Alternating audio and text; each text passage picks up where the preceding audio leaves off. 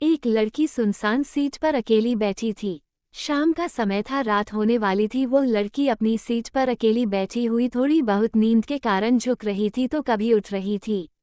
वो लड़की देखकर ऐसा मालूम हो रहा था कि उससे अकेला कोई सफ़र करने के लिए भेजा है, मतलब उसके साथ कोई भी और आने जाने वाले लोग नहीं है। इतने में वहां उस ट्रेन की बोगी में टीसी आ गया था टिकट चेक करने के लिए। जैसे ही टिकट चेक करने वालों को देखी वो लड़की अचानक घबरा गई और उसकी नींद थोड़ा भी टूट गई थी। वो लड़की जैसे ही बेटी को अपने पास आती देख रहे थे वैसे वैसे ही घबराना शुरू कर रही थी।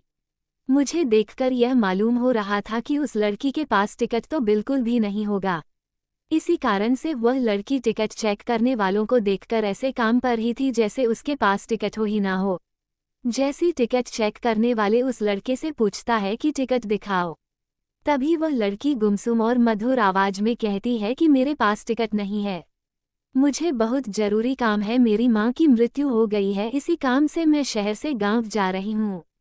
मैं जल्दीबाजी में घर में पैसा भी भूल चुकी हूँ, इस कारण से मैं टिकट भी नहीं ले पाई थी। सुबह टिकट चेक करने वाले कहते हैं कि अगर आपने टिकट नहीं लिए तो आपको 500 रुपये फाइन देना होगा। ये देखकर लड़की के होश उड़ गए और उसकी आंखों से आंसू बहने जैसे लग रहे थे। मतलब कैसा मालूम हो रहा था कि वह लड़की कुछ देर में रो देती है। फिर उसके बाद वह लड़की टिकट चेक करने वाले को समझाते हुए कहती है कि मेरे पास टिकट नहीं है और पैसे भी नहीं है। अगर मेरे पास पैसे रहते तो मैं टिकट जरूर कटा लेती, मैं किसी मजबूरी के कारण अपने गांव जा रही हूँ, इसी कारण से मैंने टिकट नहीं ले पाई है। उसे बहुत किसी तरह से टिकट चेक करने वाले को समझाकर वह लड़की भेज देती है। टिकट चेक करने वालों को भी उसका भी पर दया आ जाती है और वो पूरी सफ़र तय करने तक का टिकट भी फ्री में उसे दे देता है। वहाँ पास के बैठे ऊपर वाली सीट से मैं ये सब उन सभी नज़ारा देख रहा था।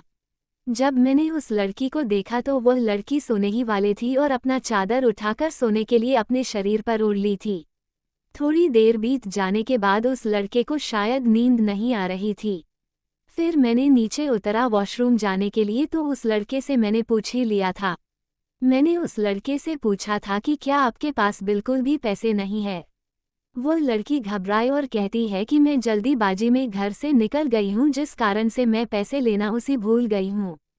उसके बाद मैं उसे 500 रुपये अपनी जेब से निकालकर उसे देने का प्रयास करता हूँ, लेकिन फिर भी वह लेने से मना करती है। मैंने उससे कहा कि मैं तुम्हें कोई एहसान नहीं कर रहा हूँ, मैं तुम्हें अपना एड्रेस बता रहा हूँ, तुम्हारा जब मन करे तब इन पैसों को भेज सकते हो, लेकिन अभी तुम्हारा पैसों का बहुत जरूरी है, इसके बिना तुम भूखे रहोगे और घर जाने के लिए टैक्सी इत्यादि का भाड़ा भी तो चाहिए। इतना सुनते ही और मेरे मनाने के बाद वह लड़की पैसे ले लेती और कहती है कि मैं घर जाकर पैसे का इंतजाम करके आपको उन पैसे को भेज दूंगी। उस बहुत लड़की सो जाती है। लड़की का सफ़र सुबह में 3 बजे पूरा हो जाती है और लड़की उस ट्रेन से उतर जाती है। उसके बाद जब मैं नींद से ज़्यादा तो देखा कि वो लड़की अपनी सीट पर उपलब्ध नहीं है। फिर मैंने उस लड़की को ज़्यादा याद नहीं किया और अपने काम से काम रखा और मैं सो गया था। घर पहुंचकर उस दिन बीत जाने के बाद करीब 1 साल बीत जाने के बाद मैंने जिस पते पर पैसे भेजने के लिए एड्रेस दिया था उस पर एक चिट्ठी आती है। वह चिट्ठी उसी लड़के के द्वारा भेजी गई थी, जिसमें लड़की चिट्ठी में लिखती है कि मेरी प्यारी हमसफ़र और मेरे अजनबी हमसफ़र, आपके ही कारण मेरा सफ़र सुहाना हुआ था। अब मैं आपका कर्ज उतारना चाहती हूँ, लेकिन पैसे भेजकर मैं आपका कर्ज नहीं उतार सकती हैं। ऐसे में मेरी ख्वाहिश है कि मैं आपसे एक बार मिलकर आपका शुक्रिया अदा करूँ। साथ ही साथ उसे चिट्ठी पर नीचे मिलने के जगह के बारे में तथा समय के बारे में भी बताया गया था। यह देख मुझे रहा नहीं गया था। मैं उस दिन का इंतजार करने लगाता हूँ जिस दिन ये वक्त आएगा और मैं उस अजनबी लड़की से मिल पाऊंगा। आपको बता दें कि वह अजनबी लड़की मुझसे मिलने के लिए इतना बेकार क्यों थी मुझे भी नहीं पता था, लेकिन जब से मैंने उनकी मदद की थी मैं हमेशा सोचता रहता था कि कहीं वह लड़की भूल तो नहीं गई है, मेरा शुक्रिया अदा करना भी नहीं जानती है। उसके बाद मैं उसी दिन उसी समय पर इस समय की व्याख्या उसने अपनी चिट्ठी में की थी। जब मैं उस स्थान पर पहुंचा तो देखा कि वो लड़की पहले से उसी स्थान पर मौजूद है। जब मैंने उनसे पूछा कि आप बहुत पहले आ चुके थे क्या, तो वह लड़की कहती है कि मैं तो 1 घंटा पहले ही आ चुकी थी। मुझे लगा था कि तुम जरूर मेरे लिए आओगे। आगे लड़की कहती है कि जब से मैंने इन पैसों को लिया है, जब से मैंने आपको देखा है, मेरा दिल कहीं नहीं लगता है। मेरे जज्बात और मेरी जवानी हमेशा आपको ही याद करती रहती है। क्योंकि मैंने उस रात जब आप सो गए थे तो मैं आपके चेहरे की तरफ देखकर बहुत ज़्यादा खुश हुआ करती थी। मैं आपसे अपने प्यार का इजहार करने के लिए आई हूँ। अगर आपको कोई आपत्ति नहीं है तो आप मेरा प्यार स्वीकार कर सकते हैं। मैं पूरी जिंदगी आपके साथ गुजारने के लिए तैयार हूँ। साथ ही साथ मैंने अपने माता पिता से आज्ञा लेकर आई हो के और आपके बारे में बताकर भी आई हूँ। फिर उसके बाद मैं भी खुश हो जाता है, लड़की को तुरंत ही गले लगा लेता हूँ। फिर हम दोनों की शादी जल्द ही करवाने का हमारे माता पिता तथा अभिभावक वादा करते हैं। उसके बाद से फिर हम लोग दोनों फ़ोन पर खूब रात भर बातें करते हैं और जिंदगी का लुत्फ़ उठाते हैं। कोलकाता जैसी भीड़-भाड़ शहर में एक लड़का घूमने के लिए कुछ दोस्तों के लिए और कुछ दोस्तों के साथ कुछ ऐतिहासिक जगहों को घूमने के लिए जाता है। कोलकाता पहले कभी नहीं किया था। वह पहली बार कोलकाता शहर में अपने कुछ सपने को लेकर तथा उसे जीने के बहाने अपने दोस्तों के साथ घूमने फिरने के लिए निकलता है। वह मौका था दुर्गा पूजा का। जैसा कि आप सभी को पता होगा कि कोलकाता में तथा बंगाल में दुर्गा पूजा काफ़ी धूमधाम से मनाई जाती है।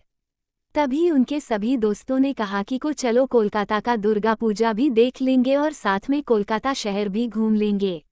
जैसे ही कोलकाता में घूमने के बारे में सभी लड़का तभी हुआ, लड़का भी पूछता है कि अच्छा बताओ कोलकाता में ऐसी क्या क्या चीज़ है घूमने के लिए।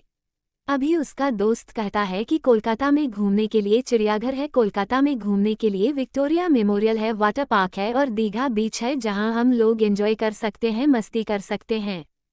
फिर सभी लोग कोलकाता के लिए निकल पड़ते हैं। वो लोग 3 दोस्त थे, साथ में एक दोस्त जिसका नाम सोनू था। बाकी सभी दोस्त कोलकाता कई बार घूमने के लिए गए थे, लेकिन उस सोनू पहली बार कोलकाता घूमने के लिए जा रहा था। सभी दोस्त कोलकाता पहुंचने के बाद वहां उन्होंने खाना पीना तथा नाश्ता किया। फिर घूमने के लिए टैक्सी किया और घूमते घूमते बहुत सारा जगह घूमा। शाम के करीब 3 बजे बज रहे थे।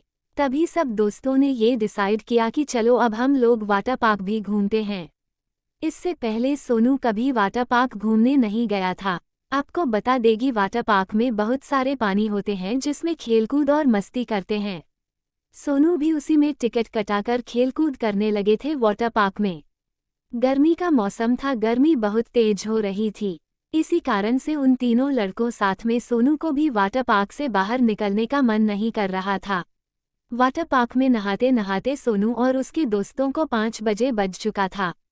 उसके बाद वाटर पार्क में एक लड़की आती है नहाने के लिए। वह भी अपने दोस्तों के साथ नहा रही होती है और अपनी सहेलियों के साथ मौज मस्ती कर रही थी वाटर पार्क में। इतने में हुआ लड़की पीछे से कह सकता आया और सोनू के शरीर में चिपक गया था, जिसे वह लड़की सोनू से टकराती है। सोनू पीछे घूमता है तो देखती है एक लड़की उसके शरीर से टकरा गई है। तभी सोनू कहता है कि खैर कोई बात नहीं, चलो ऐसा होते रहता है। लड़के भी माफ़ी मांगी और कहती है कि मैं पीछे पीछे आ रही थी, मैंने नहीं देखा, आपसे टकरा गई, इसके लिए सॉरी। उसके बाद सभी लोग फिर वाटर पार्क में नहाने लगते हैं। लड़के भी और उनके दोस्तों के साथ सभी नहावाकर बाहर निकल जाते हैं। जैसे ही सोनू और उसके दोस्त बाहर निकलते हैं वैसे वही लड़की लोग भी बाहर निकलती है। अब सोनू और उससे दोनों से मुलाकात होती है। वो लड़की कहती है कि मैं आपसे टकरा गई थी, उसके लिए मैं गलती मानती हूँ। कभी सोनू करता है ऐसी कोई बात नहीं, मैं तो उस दुर्घटना को कब का भूल चुका हूँ। तभी वह लड़की कहती है एक ही अच्छा है, कोई बात नहीं, मैं अब तो बिहार जा रही हूँ, क्या आप यहीं के रहने वाले हैं? कभी सोनू कहता है कि नहीं, मेरा भी घर यहाँ से काफ़ी दूर है, मैं भी रात की ट्रेन से घर जाने वाला हूँ। दोनों में अच्छी खासी बातचीत होती है। दोनों वहाँ से टैक्सी लेते हैं सभी दोस्तों के साथ और वह लोग फिर हावड़ा स्टेशन पहुँच जाते हैं घर जाने के लिए। जैसे ही सभी लोग हवाई स्टेशन में पहुंचते हैं सभी लोग टिकट खरीदने के लिए इधर उधर चले जाते हैं। तभी वह लड़की और सोनू अकेले हो जाते हैं और वह प्लेटफॉर्म को ढूंढे ढूंढे एक जगह से दूसरी जगह चले जाते हैं। अब तो सोनू और वह लड़की बस एक साथ 2 ही लोग हैं, बाकी सभी लोग इधर उधर गुम हो गए थे। फिर दोनों ने कहा कि शाम हो चुकी है, ट्रेन रात 10 बजे है, चले हम लोग कुछ खा पी लेते हैं, वरना ट्रेन में कुछ खाने पीने की नहीं मिलेगा तो रात भर भूखे ही रहना पड़ेगा। वो लड़की भी कहती है कि ठीक है चलो हम लोग कुछ खाते हैं। वो दोनों खा पीकर स्टेशन आती है और ट्रेन का इंतजार करती है। ट्रेन आती है और दोनों ट्रेन के डिब्बे में चढ़कर बैठ जाती है। हवाई स्टेशन पर ट्रेन करीब 1-1.5 घंटा पहले ही आ चुकी थी। ट्रेन में लाइट भी नहीं था और दरवाजा खुल चुका था। सोनू और वो लड़की दोनों ट्रेन में चढ़ जाती है और एक सीट पर बैठ जाती है। फिर दोनों आपस में बातचीत करने लगते हैं। रात हो जाते हैं, ट्रेन चलने लगती है। आपके करीब 11 बजे टिकट चेक करने वाला आता है और कहता है कि तुम दोनों टिकट दिखाओ। हालांकि दोनों के पास टिकट मौजूद नहीं था। उसके बाद सोनू टिकट चेक करने वालों को कहता है कि मेरे पास टिकट नहीं है, ऐसा कीजिए आप मेरा एक टिकट बना दीजिए और एक इनका टिकट भी बना दीजिए। लेकिन टिकट चेक करने वाले कहता है कि यहाँ आजू बाजू में कोई भी सीट खाली नहीं है, मात्र की एक सीट बची हुई है। सीट एक है मेरे पास और तुम लोग 2 आदमी हो, जल्दी बताओ किसको सीट चाहिए, उसको मैं बना देता हूँ। तभी वह लड़की कहती है कि आप ही बना लीजिए, मैं ऐसे ही चली जाऊंगी। फिर सोनू कहता है कि मैं तो लड़का हूँ, कहीं भी बैठकर सुपर जा सकता हूँ। आप तो लड़की हो, अच्छा से जाओ, सीट लेकर सो जाओ। लड़की सीट पर जाकर सो जाती है और वहां जाने के बाद लड़की कहती है कि यहाँ तो बहुत सारा जगह है, तुम भी आ जाओ, हम दोनों बैठकर एक साथ पूरी रात गुजार लेंगे। लड़का बहुत थका हुआ था दिन भर घूमने के बाद, मतलब कि सोनू भी थका हुआ था दिन भर घूमने के बाद और वह भी सीट पर आराम करना चाहता था। जैसे ही वह लड़की बुलाती है तो सोनू तुरंत ही ऊपर चला जाता है सीट के ऊपर और बैठ जाता है। अब बैठे बैठे दोनों को नींद आने लगती है। रात के करीब 1 बजते हैं। दोनों आराम से बैठकर सफ़र कर रहे थे। तभी वह लड़की कहती है कि सीट तो बहुत ज़्यादा खाली है, तुम एक साइड सर कर सो जाओ, दूसरे सेट सर करके मैं सो जाती हूँ।